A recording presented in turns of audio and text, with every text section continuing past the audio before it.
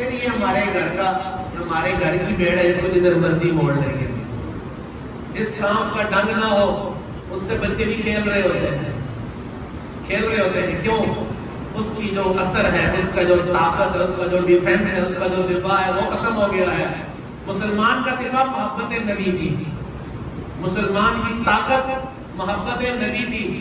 جب اس نے اس محبت کو چھوڑا تو کبھی فلسطین میں پکڑ لو، کبھی کشمیر میں پکڑ لو، کبھی پاکستان کے اندر ہی ان کو تو ہوش دو، اقلیتوں کو اتنا ان کے دل میں احترام بٹھاؤ کہ مسلمان اگر 10 بھی مر جائیں، 100 بھی مر جائیں، کوئی بات نہیں. عیسائی یہودی سے ایک بھی کہیں اس پہ کوئی بات ہو جائے، پورا میڈیا پوری دنیا دیکھے گی پاکستان میں اقلیتیں محفوظ نہیں ہے، پاکستان میں مسلمان محفوظ ہے. بلا ان کو اتنا کفر کی ویلیو ان کے دلوں میں اتنی ڈال دو کہ کفر سے یہ گھر پہ بیٹھ کر روک پاتا. اس لیے مسلمان کو یہ سبق دوبارہ یاد کرنا ہوگا کہ میری اصل جو قیمت ہے وہ محبت نبی صلی اللہ علیہ وسلم. جب تک اس بات میں یہ واپس نہیں آتا، نہ اس کی دنیا میں کامیابی ہے، نہ اس کی آخرت میں کامیابی ہے.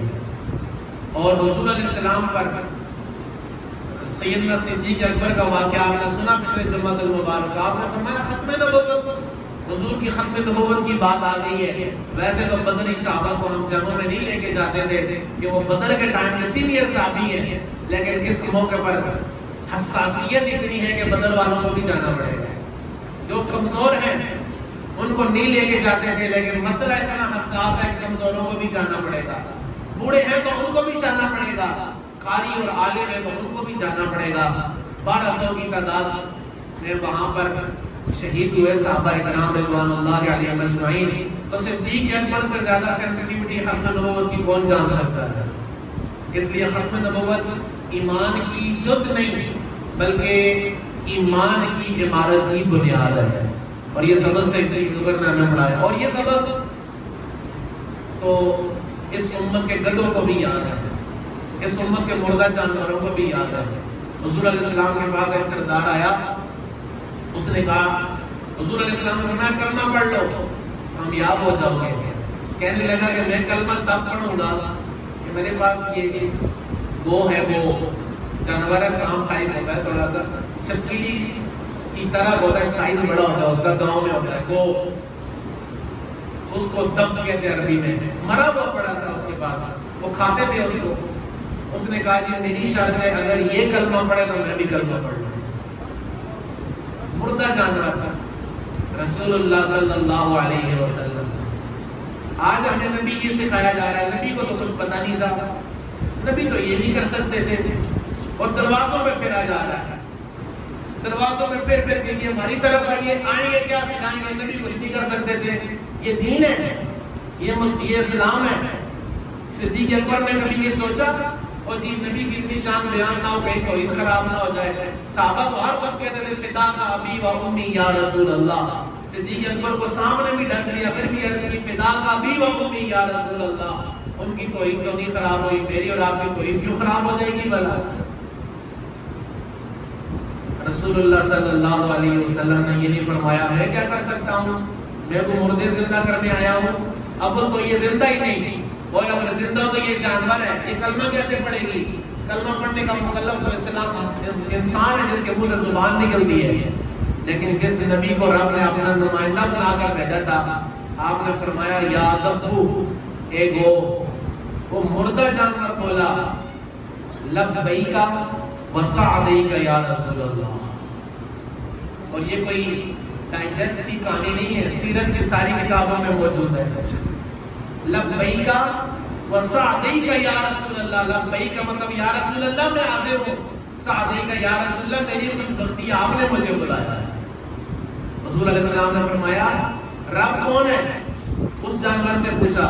اس نے کہا الذی، وہ ذات ہے فی السماء، جس کی ملکہ فی السماء و فی الارض و فی البحار. رب وہ ذات ہے جس کا عرش آسمانوں میں ہے، اس کی بادشاہت زمینوں میں ہے، اس کی بادشاہت سمندروں میں بھی چلتی ہے. رسول اللہ صلی اللہ علیہ وسلم نے اگلا سوال کیا من انا، کہ میں کون ہوں؟ کہنے لگی انہا لرسول رب العالمین وخاتم النبیین۔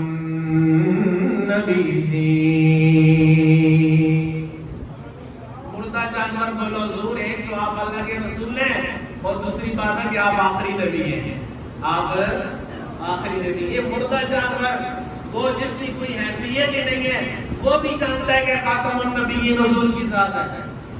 اور آخری بات، رسول اللہ صلی اللہ علیہ وسلم نے ایک گدھے پر آپ نے سواری کے لیے، یہودی کا گدھا تھا، اس گدھے نے حضور علیہ السلام سے کلام کیا۔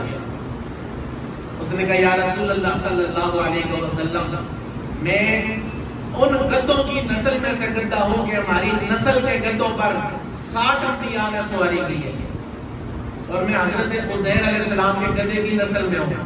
اب آپ کو اس کا بھی بیک گراؤنڈ بتانا پڑتا ہے۔ عزیر علیہ السلام کے گدھے کی بات اللہ تعالیٰ نے تیسرے سپارے کے دوسرے رکوع میں فرمائی ہے، وہاں سے پڑھ لیجیے گا، میرے پاس اتنا ٹائم نہیں ہے۔ گدھے نے حضور علیہ السلام سے عرض کی حضور میں اس گدھے کی نسل میں سے ہوں، اور ہماری نسل میں سے ہمارے اوپر 60 انبیاء نے سواری کی، اور میں جس یہودی کے پاس تھا وہ مجھے مارتا بھی رہتا تھا، کبھی بھی میں نے اپنے پشت کے اوپر اس کو سوار نہیں ہونے دیا۔ میں نے کہا کہ یہ پشت میں نے رسول اللہ صلی اللہ علیہ وسلم کی سواری کے لیے رکھی ہوئی ہے، اور حضور میں اپنی نسل کا آخری گدھا ہوں، اور آپ نبیوں میں سے آخری نبی ہیں، مجھے یہ اعزاز حاصل ہے، اپنی نسل کا آخری گدھا ہوں، امام الانبیاء کی سواری پر رہا۔ تو وہ جانور جس کو بیوقوف ترین جانور سمجھا جاتا ہے، اس کو بھی پتا ہے کہ سونا آخری نبی ہے۔ اگر اب بھی کسی مسلمان کو سمجھ نہ آئے ختم نبوت کیا ہے تو پھر اس کا کیا کیا جا سکتا ہے؟ اصل نبی کے ساتھ لنک تعلق ہے، اور یہ وظیفوں سے نہیں آتا، یہ تسمیہ پھیرنے سے نہیں آتا، یہ کسی لنک والے کے ساتھ لنک لگانے سے آتا ہے۔ جب تک یہ تعلق نہ ہو، ادھر لا الہ زبان سے کہہ بھی دیا لا الہ تو کیا حاصل، دلوں نے کہا مسلمان نہیں تو کچھ بھی نہیں۔ اللہ تبارک و تعالیٰ مجھے اور آپ کو اپنے نبی کے ساتھ یہ وفا والا لنک نصیب فرمائے۔